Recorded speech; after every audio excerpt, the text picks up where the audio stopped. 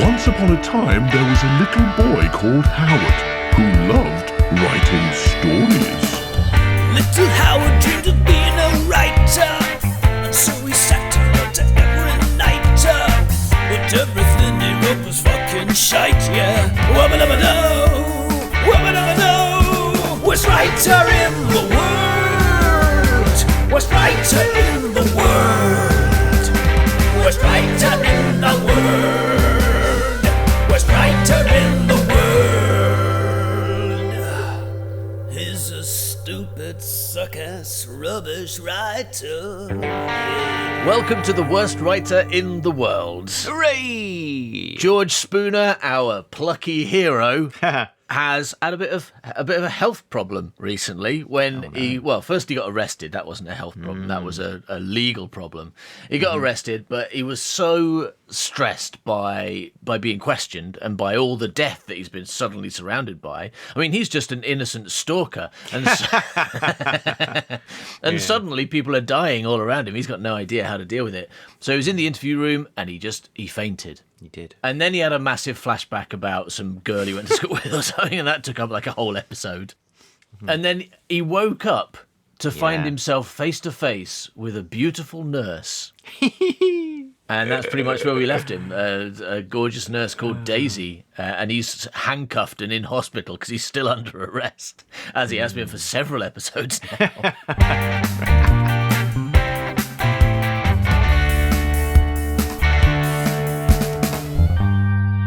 You poor, beautiful man, let me dry your tears. She began to rummage through my clothes, which were piled clumsily on a chair by my bed. I realised I was in a hospital gown. Oh, I'm afraid I can't find your hanky, she said. There is nothing less gentlemanly than a fellow who doesn't carry a handkerchief. Oh, it's with a friend. I had given it to Gangly Joe to wipe Amelia's blood from his hands. Oh, God. With this thought in mind, I was glad not to have it now. I wondered where in the blazes he was. My optimistic imagination pictured him plotting to sneak into this hospital, pick the lock on the cuffs, and smuggle me out in a linen trolley. But realistically, I supposed he would have done what any self-respecting suspected murderer would have done and hopped on the first plane back to England, where he would be holed up in some country pub, thoroughly oiled and entertaining the other punters with the story of his escape from the French. Brilliant. Well, here, said Daisy, have a tissue. She gently dabbed the salt water from my cheeks, her dazzling emerald eyes gazing demonstratively into my own. Gazing demonstratively. Yes, gazing demonstratively. I wonder what that means. Mr. Spooner? I stared back. There was something about her. I think it was her boobs. Yeah. Because, I mean, it's not like I know her as a person yet. She's only said 8 things to me. I mean, definitely it's appearance, isn't it? I stared back. There was something about her. What is it? I suddenly have the strangest feeling I recognise you. I think you'd remember I'm very memorable, she joshed. At least, I think she was joshing. But if not, she had a point. She was not a face to forget. Anyway, she went on, it's highly possible. Before moving to Paris, I lived in London. I mean, don't sound like a fucking French person, do I? Come on, come on. Yeah, that's a good point. At this moment, Pinot and Benoit entered. Oh, wow. Hello, hello, hello. Bon il est conscient. Préparez-vous à passer de lui. It's prepare to move him, repeated Benoit.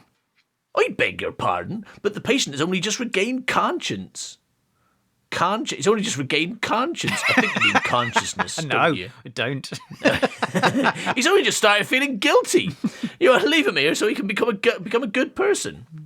Anyway, the patient's only just regained conscience. He should eat first.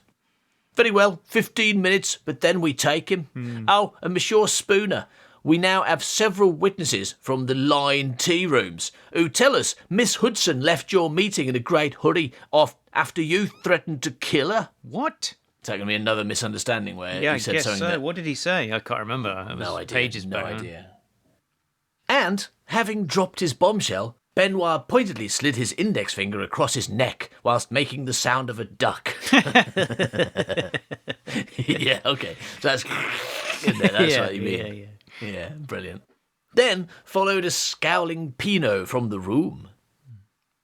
Is it true, George, that they intend to execute a mallard? No. What's that? Does you- it say that, does it? It does say that. Does yeah, it? That is the Well, sometimes I line. know. You know when like I've never know. Like sometimes if like I've written Yeah. something stupid or you're just doing it. Okay, right. No, that's you. That's all you. That you threatened Miss Hudson. Partly. She joked about informing the police I had stolen this ring, and I said, not if I kill you first. Oh! Daisy gasped, staring at the ring. Out of context, it probably sounds rather incriminating. My housemaster warned me, but I didn't listen. This is what comes of not learning to speak French. Well, then you could have yelled it in French, right? And that would have made no difference. Worse. That's Not much if worse, I kill you first. So we got 85 people from that restaurant who all said you shouted in French that you were going to kill her. Yeah. Daisy came from a large family. Some of them physically so, apparently. Her brother Tom she described as a giant pillow, having a belly that touched the ground.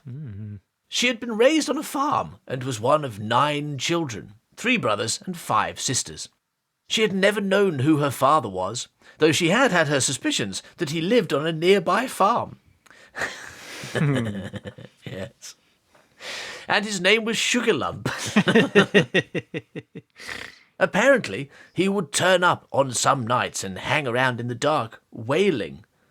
Presumably, half a sea over. This paragraph has lost me. I mean, half a sea over must mean drunk, but I don't know where I got that terminology from. Yeah. But he used to turn up yelling drunk.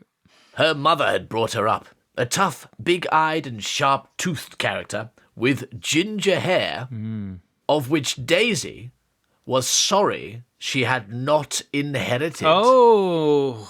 Uh-oh, so she almost had ginger hair. She wants ginger hair, Yeah. but for the first time ever in a Howard Long story, the love interest, the hot woman who turns up halfway through, does not have ginger hair. But she almost did. She almost Maybe did. she has. Maybe it'll go ginger halfway through the story. It'll be a surprise twist when suddenly she's got ginger hair. Yeah. Oh, sir, look what happened to my hair. I was just looking in the mirror. I was just in the bathroom looking at my own boobs, as I like to do. Yeah. And suddenly my hair went ginger. So, and this strong female figure had evidently left a lasting impression. Daisy told me that she had been the eldest child, but only just, and I supposed that this had forced her to become responsible for her younger siblings and had led naturally to a career in nursing. She was watching me intently. As she did, her nose twitched endearingly as though she were itching to speak. Finally, after I had polished off the whole pot of tea and plate of sandwiches she had kindly made, she said to me, "George, I have seen how caring you are. I feel convinced that you are not guilty, and if I can help in any way, then please do ask." Yes, well, I don't suppose you have a hacksaw lying about. You can't run, you'll look guilty. I already look guilty, on every level. I mean, I'm handcuffed to a hospital bed, damn it. That's a guilty look for a start. Never mind the trail of dead or missing persons I am inextricably connected to. Well, do you have any idea who else besides yourself could have committed these murders? Only a vast, nameless bull of a man with a squint and cane who may or may not have broken into my room and Mary's apartment in search of, What was the man searching for? I haven't the foggiest. Whatever it is, it's most likely the key to unlocking this singular mystery. No, Daisy, I haven't a clue, not one jot. Not even half a jot. 0 jots. I had fooled myself into thinking I was the kind of accidental sleuth one finds in a Wilkie Collins novel, but in truth I am a dunderhead without an investigative bone in my body. All I know is there is some bad blood between a Madame Dupont and Mary Darling, which I learned second-hand from Amelia, God rest her soul, who I then found dead in Mary's apartment. The funny thing is, Amelia said she didn't know Mary. So what in the blazes she was doing dead in her lobby, I'm sure I don't know. Crikey. You think she lied? She must have. But why? In any case, I still steadfastly believe Mary is in danger, and if I can find her, I feel confident that she can shed some much-needed light on this whole sorry state of affairs. However, since she is missing, I think my best hope is to find Jean Dupont. Oh, said Daisy, her eyebrows making a break for her hairline. I don't like that "oh," Daisy. Take it back. I cannot, George. Well then, what is it? Jean, you say? Jean Dupont? Yes, then you've heard of her. I'm afraid I have. You see, like Joe Bloggs or John Doe, Jean Dupont is a made-up name, George. Oh, the French John Doe. I mean, it's probably also a name. I mean, there's no way that like Daisy can know for certain that that's not actually this woman's name, but maybe it would be hard to find her in the French yellow pages because there's probably a lot of Jean Duponts. What, because after people turn up in a hospital with no identity, they immediately list them in the front in the telephone directory. Like, all right, we've got another Jean Dupont. Get the book out, and give her a phone number. Yeah, that's definitely what I meant. Yeah. All right. I felt like I had been kicked in the teeth, and I say this with previous, not for effect, with previous, as in, it's happened to me. Yeah, prior knowledge. When I attended Oxford, a good deal of rugby happened. It is a long-standing myth that rugby is a popular sport among us British.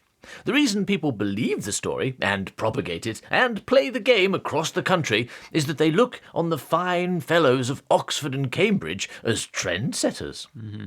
If the Oxbridge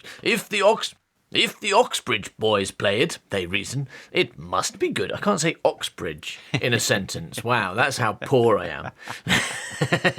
That's how low class I am. Can't get through the word Oxbridge. Yeah. Fuck. If the Oxbridge boys play... It's really difficult. Why is Oxbridge boys? It's the B after it as well, but it's difficult. It's difficult, man. It's difficult. Yeah, it's difficult. If the Oxbridge boys play it, they reason, it must be good. Of course, what the common man does not realise, and what I quickly learned, is that at Oxford we did not play rugby in the belief that it was a good sport. Mm-hmm. We played rugby in order to beat 10 kinds of shit out of the people we did not like. And, being the outsider that I was, there were a couple of royals who did more than disliked me and took umbrage real at my presence. They took umbrage real. They took TARDIS's 5 at my presence. That's what they did. Yeah. They took umbrage real at my presence. Royals as well, not just aristocrats. This is fucking... Prince Harry fucking hated me, beat the shit out of me. There we go. This is the crown exposed, isn't it? All those like rich lizards dressed up as human beings going around like beating the shit out of poor people. Yeah. Probably want to drink his soul next. I'm getting distracted because I noticed a couple of names that are coming up, which are pretty impressive. All right. In many ways, I did not blame them. I wasn't like Archie Crankshaw or Fred Baggett, who, though they were as poor as the day is long, and not just any day, I'm thinking of the summer solstice. They had earned places through their vast intelligence. No, I, like the Columbus Wilhelms and Charles Alberts of the world, was here simply because my money had bought me a spot. The difference being, I was new money, and new money of the worst kind. I was no mogul. I had not built up a shipping empire from scratch, nor was I prodigy. I had not written a concerto or invented a new style of painting. I had lucked onto my cash, just as they had, and this was a threat to them. For when plebs like myself start coming into large sums of money with the minimum outlay of effort, it entirely calls into question their worth and purpose of being. I see. Interesting. So it was, to teach me a valuable lesson in not leaving my head on the floor, Wilhelm and Albert connived together to get me out of college and into the infirmary. Wow. And while they were successful in their endeavours, and my head saw more action than the ball that day, They wholly neglected to take into account that we mining folk are naturally disposed to have harder skulls than the softer inhabitants of the south, on account of the amount of rocks we are accustomed to being clobbered by. Natural selection has meant that we northerners have particularly tough noggins. Yeah. The average northern chappie's skull is 3 inches thicker. Are you reading now? Are you just making stuff up? I'm making it up. 3 inches thicker than those soft southern pansies with their office jobs and big ships. Yeah, it's true. No, it just says on account of the amount of rocks we are accustomed to being clobbered by. That's right. Yeah. So northern folk have tougher heads because they're always getting hit on the head by rocks. that's what it says. Yeah, because they're all underground digging, aren't they? That's what it means. So I guess there would be a certain an element of natural selection in this, because if there's loads of people underground digging and rocks are falling on all their heads, then only the ones with the big tough skulls survive and procreate, right? All those soft skulled people, they just die really quickly because they're constantly having rocks fall on their heads. If what you're saying here was true, which obviously isn't. Mining would have had to kind of go on for quite a very long time in order for natural selection to start working, wouldn't it? You couldn't just be like 30 years of mining. I don't know. I mean, it could happen relatively quickly because of the high mortality. What you're saying is like a large number of rocks land on people's heads. Yeah. I'm just wondering how many. If everyone gets hit by rocks like constantly, if that's just a part of mining, then I think it could happen quite quickly. Because you very immediately get rid of the thin-skulled people and start to, over a few generations, start to breed thicker and hardier skulls. I feel like it is like when you have this kind of closed system. I mean, it's in a hole in the ground. Maybe it can happen quicker. So you're saying that what I've written is correct and true. No. Seems like you are. No. I'm just kind of riffing on it. That's what I'm going to believe. Yeah, but I like the idea. I think that's amusing. But I think also it doesn't say anything about kind of evolution or natural selection here. I think the implication is that if you keep getting hit by rocks, your skull gets harder. Yeah. To protect you from it, right? That's more what's being said. I think what's being said is something that George Spooner is saying. We shouldn't take it as gospel, and it's not like It's not, it's not science. It's just he's just saying a thing.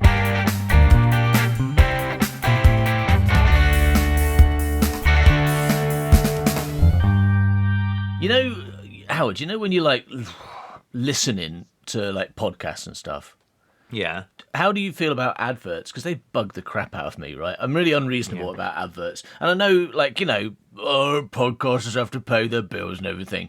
But they're so loud and long, and there's so many of them. And I'm like listening to a show, and then it's like sometimes halfway through a sentence, there's a load of adverts come on really loudly. I already hate that. Do you hate that, or do you love that? No, that's why I use that skip forward 30-second button that I have on my app. It's great, but I often listen when I'm doing other things, like doing the dishes, like when I'm cycling. Like mainly, I listen to stuff when my hands are busy, not like that. And it's pretty rare. Every now and again, you come across a podcast that doesn't have adverts, and it's wonderful, right? I love that, and there are still a few out there made with love, entertaining people who don't have adverts, and all they do instead of adverts is there's a bit in the middle of the show where they start banging on about their Patreon. And you're like, oh, here we go again. They're going to start banging on about their Patreon. And, okay, that's a bit boring, but it's nothing compared to someone yelling at you to buy a fucking mattress. Right? Or a shaving kit or some pants. Yeah, or trying to force mental health on you. I've never had mental health in the past. Why should I get it now? Yeah, exactly. And I love those podcasts. And so, sometimes I do sign up to their Patreon because I'm like, I want to support this podcast. I want to keep it ad free. And that's what you can do for us, because got a bit of a surprise for you now. We are one of those podcasts. Oh my God. We absolutely refuse to have commercials, adverts for products, or other podcasts on our show. So you don't have to listen to 5 or 6 other yelling people tell you about their shit podcast when you're listening to ours. You only have to listen to us tell you about ours. We will never advertise brand new Smooglunk, the drink. Available now from shops, only 59 pence for a can. We'll never do that It tastes so good. because Howard doesn't just made it up. So it's not, if you go to a shop and ask for some smoogunk, they're not going to have it. But another thing we don't do is just ask you to support us by joining our Patreon. What we want you to do is sign up to our Patreon and we will give you an enormous amount of other stuff that's similar to this but also different. For example, do you like Gret Binchleaf, Howard? Very much so. Well, sign up to Patreon, get loads of them, including the current book, which is called Gret Binchleaf, Master of Disguises, and is approaching its end. We're about to record the penultimate chapter, like next week, right? Yeah. I don't know if you can guess, but Howard's writing it as we speak.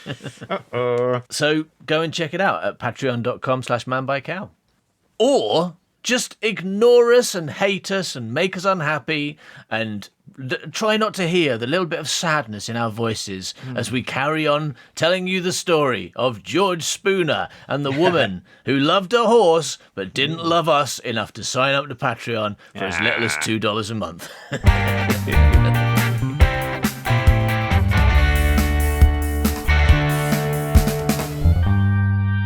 I was out again within the week, whereupon I was out again within the week. Have the infirmary.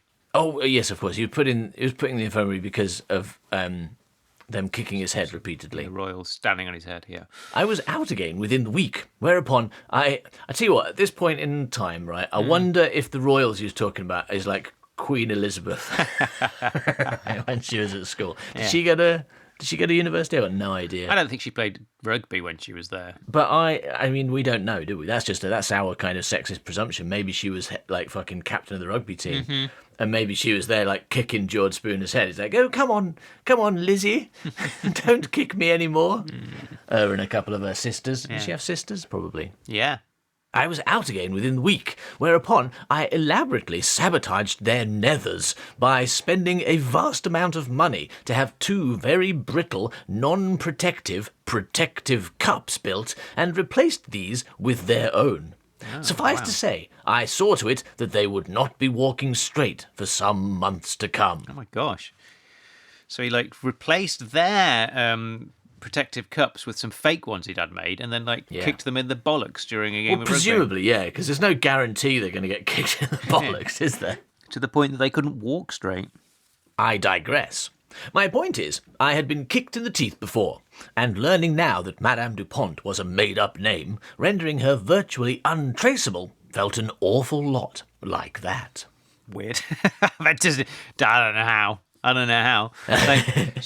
a made-up name. Oh, this is just like that time that I got stamped on the head by some royal people, and then I replaced their cod pieces with cheese.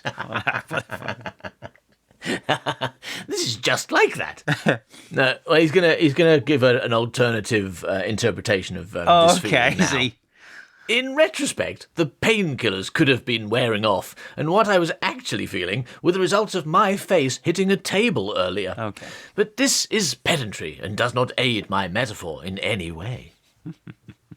I'm sorry, George, said Daisy, but there's still Mary. Thank you, Daisy, for your kind optimism, but I rather think I'm beat.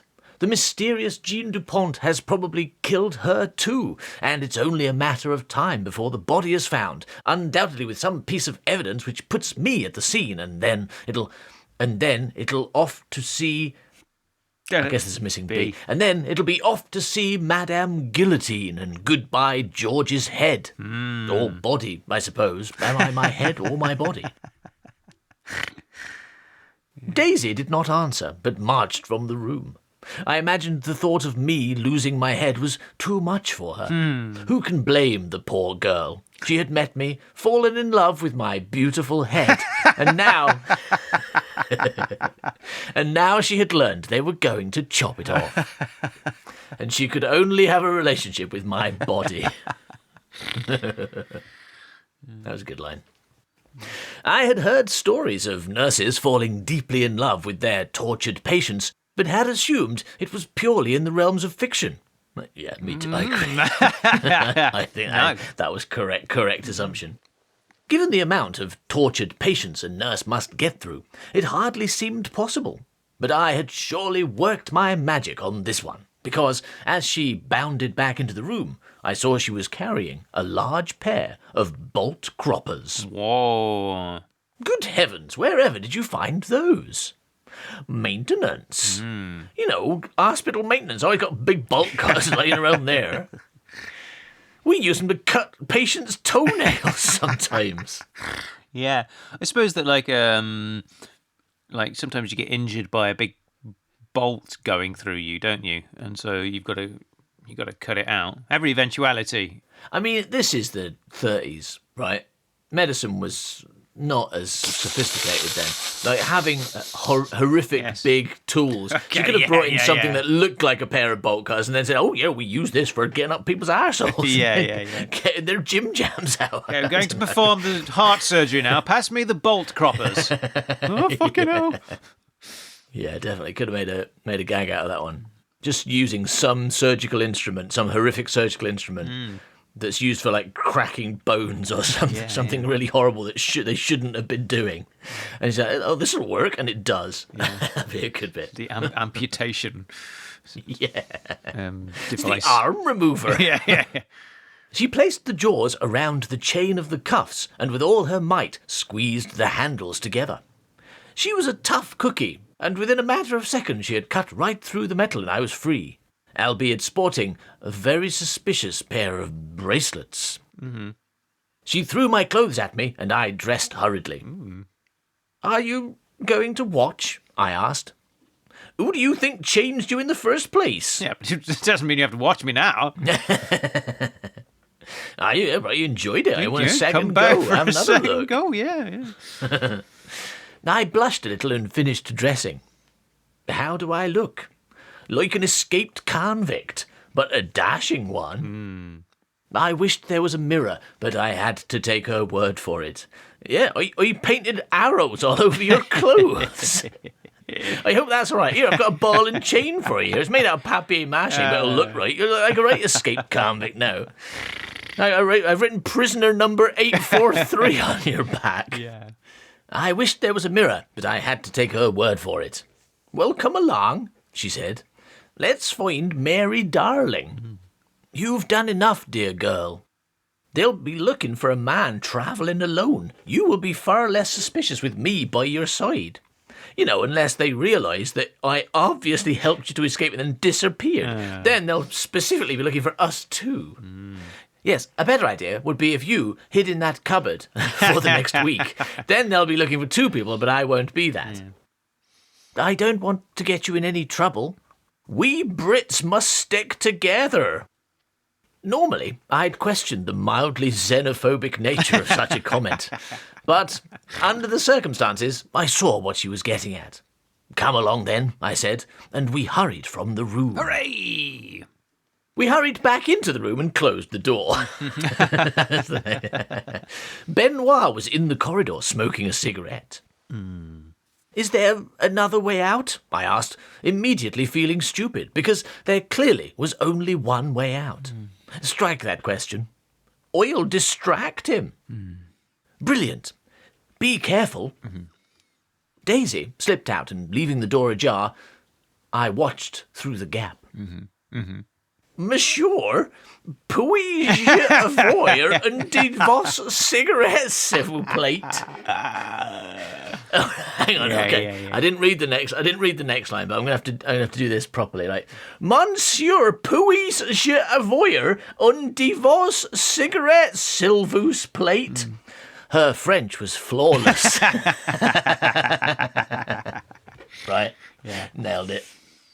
Benoit, keen as any red-blooded male would be to oblige her, offered her a cigarette. See, I assumed there was a missing word in that, but actually there were just a lot of clauses before it got to the verb.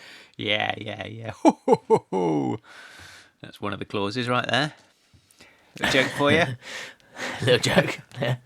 As she took it, she moved to his other side, forcing him to turn his back to the door as he lit the cigarette for her.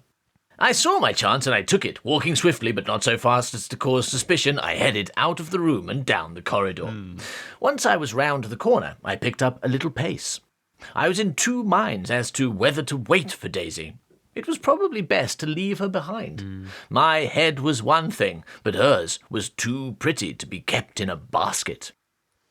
I don't think they keep them in the basket. I think they probably take them out after they've chopped them off. It's not just, oh, now there you go. That's where that's living forever. It is, and they could put soil over it and wait for a head tree to grow. That's what happens.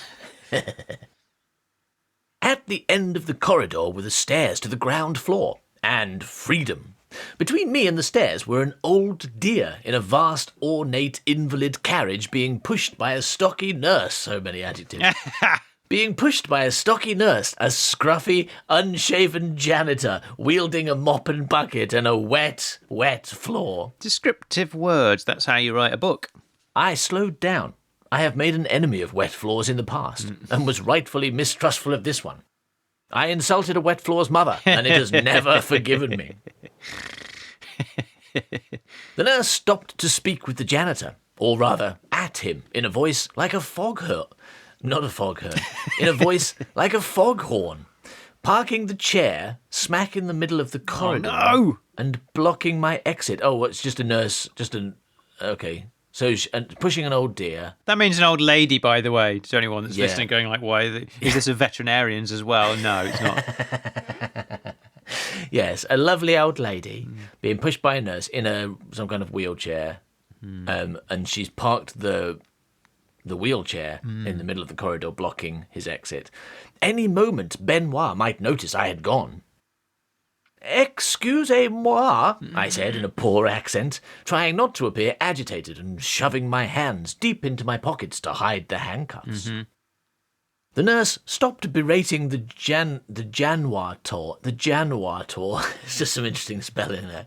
The Janio. It's just the French spelling, that is. The Januator. The nurse stopped berating the janitor momentarily to turn to me with great disdain and say, "Un moment," before turning back and continuing to give the janitor a dressing down. The old dear looked up at me and smiled a gummy grin. I nodded politely. I looked back over my shoulder. Nobody was coming. Still, time was of the essence, so I decided to try and shift the chair. Suddenly, from overhead, I heard a scream of terror.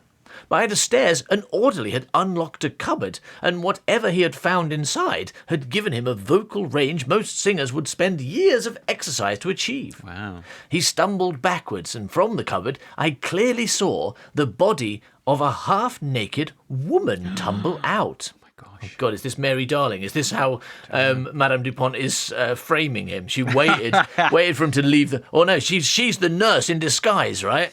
She's the nurse, and she's gonna... Oh yeah, you off you go. Go make sure you go down that corridor where I've put Mary Darling's body in a cupboard, and then she like quickly changes into this janitor or orderly, runs around the back way. Her other friend has got an old lady to block the way. This seems like a heist going on here, right? She runs around, dressed up as an orderly, opens the cupboard, is like, wrong voice. Oh, dear. Right? And there's a dead body. And then she blames George Spooner. Is that what's going to happen? I don't think so. I mean, it's possible that the nurse is Jean Dupont. It's very suspicious that she likes him so much on the basis of nothing. It seems like I can believe him going for it. Well, my head is lovely, but it happening in reality seems a bit much. Yeah, no, the nurse is Jean Dupont. Yeah. Is she really? Yeah. Wow, I spotted one of your twists. Finally, this might be the first time. It's because, like you say, they don't spend enough time together for you to kind of like, she's too willing to help. I didn't particularly suspect it though until I was like just messing about. Really, it was only because I was trying to do a bit there. I was trying to come up with something amusing that I accidentally stumbled onto the truth. I don't know if I'd have got it just by reading it. No, well, I mean, like, we don't include this bit, but no, she's not framing him at this point. She wants him because she's still after something. Okay. And so she wants to kind of like be with him. She wants to find. Oh, well, she wants to find Mary Darling. I think that's what she wants. Oh, okay. So that's why she wants to help him escape. Yeah, but the dead, the dead woman that's just fallen out of the cupboard is the nurse that she's murdered. Oh, okay, interesting. The orderly, so desperate to get away, slipped on the wet floor and presently was lying under the corpse, flailing and screaming. The nurse and janitor rushed to help, allowing me to squeeze past. As I drew close, I could see that the dead woman was dressed in blood-soaked undergarments, and as they pulled her off the orderly, I could see her throat had been cut. Mm-hmm. At this moment, Pinot, accompanied by several uniformed gendarmes, came bounding up the stairs to find me standing over another dead woman. My eyes met his eyebrows. His face turned blue. He roared and pulled his revolver. I squeaked and bolted back up the corridor. As I ran back the other way, I saw Benoit come skidding around the corner. Unaware of the current situation and having only me in his sights, he shouted, "Stay where you are, Monsieur Spooner." But I did not. Not out of bravery, I hasten to add. No, my old nemesis, the wet floor, had me in its watery grasp. I slipped and hit the linoleum hard. Just at the moment Pinot fired. When I looked up, I could see Benoit looking in amazement at the bullet wound in his shoulder. Then I saw his eyes mist over, his legs wobble like particularly stodgy porridge, and the next he hit the deck out cold. Clearly, I had started a trend. Wait, someone got shot? I'm confused. Pinot shot at George Spooner, but George fell over, and so the bullet didn't hit George Spooner and hit Benoit, who was coming the other way. Right, okay. My gosh. I tried to stand, but I was now as wet as the floor, and I kept slipping over. Looking back towards the stairs, I saw Pinot and the gendarme bowling towards me, a mass of arms, legs, and gritted teeth. Inevitably, one of them slipped, lost his balance, and went down. This room's just covered in marbles, isn't it? It's like we're watching a comedy, like a slapstick comedy movie, and the chase has unfortunately gone into a marble factory, and now everyone's falling over. That's what's happening. I think it's here. turned into a carry-on movie. They often take place in hospitals, don't they? Inevitably, one of them slipped, lost his balance, and went down, in turn bringing them all down in a large pile.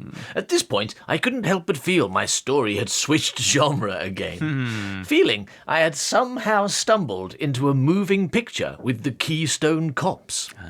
In fact, I was right. Yep. In fact, if you could have seen them all fall down, one after the next, each face registering the same series of expressions, starting at, "Why am I in the air?" moving quickly to, "The floor's coming," and ending with, "Why me?" I feel confident that you would have laughed uproariously at the entire episode. Unfortunately, slapstick does not translate well to the written word.